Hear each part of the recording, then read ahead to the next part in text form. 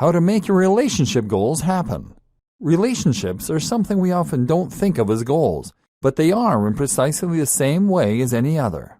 Maybe you're single and you want to be in a relationship. Maybe you're in a relationship and want to make it better. Maybe you just want more success with the opposite sex. These are all worthwhile goals, and all of them can be subjected to the precise same strategy that we looked at before. Taking stock. Here, though, perhaps the most important aspect to look at is step 2, appraisal. You need to really take the time to assess the current state of your relationships and of yourself, and then to work on moving forward and improving those areas of your life. This starts by looking honestly at your current relationship. A lot of people remain in unhappy relationships because they can't face admitting to themselves that things aren't perfect, perhaps because they have a child or house together, perhaps because they love their partner.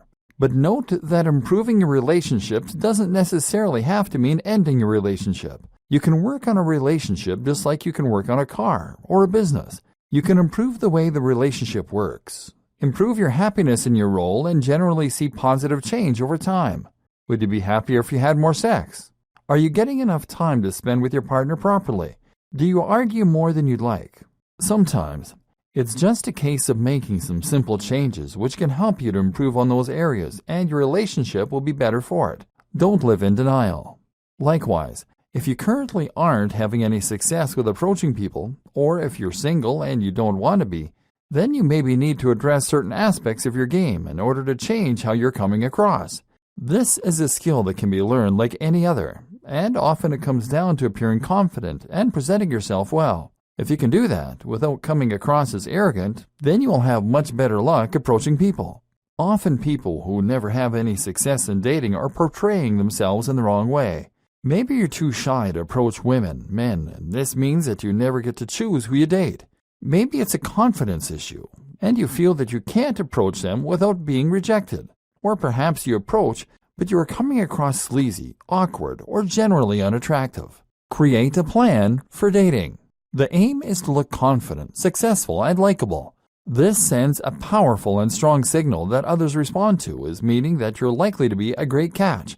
In other words, if you are projecting yourself as being very confident, then others will assume you have good reason to be.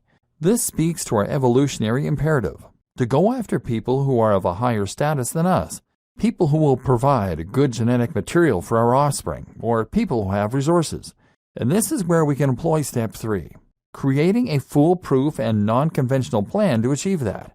For example, head to a bar with some friends, chat with them, and have some drinks. Try to appear like a fun group to spend time with. While you're there, scout out the room.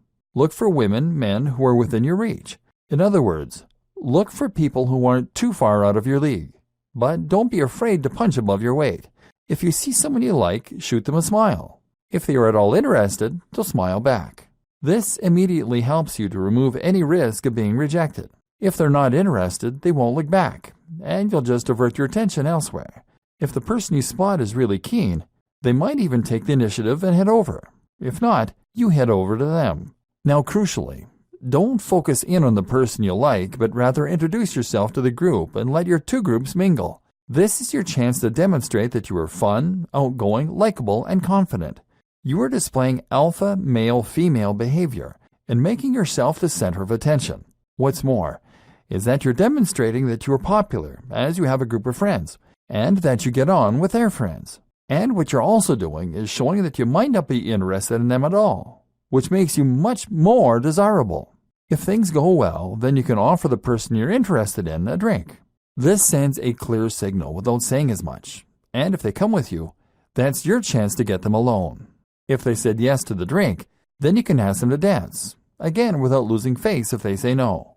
This plan relies on a couple more factors, all of which are within your control. You need a group of friends to help you, for instance, and you need the confidence to approach a group and to make yourself the center of attention. This takes practice, and that can be your short-term goal. Practicing this technique until it comes as second nature, and you really do feel confident and charming around members of the opposite sex. Knowing what you want. Again, though, it is important to take into account step 1 here, knowing precisely what it is which you want. It is crucial that you are approaching the right type of partner, and that you are sending the right signal.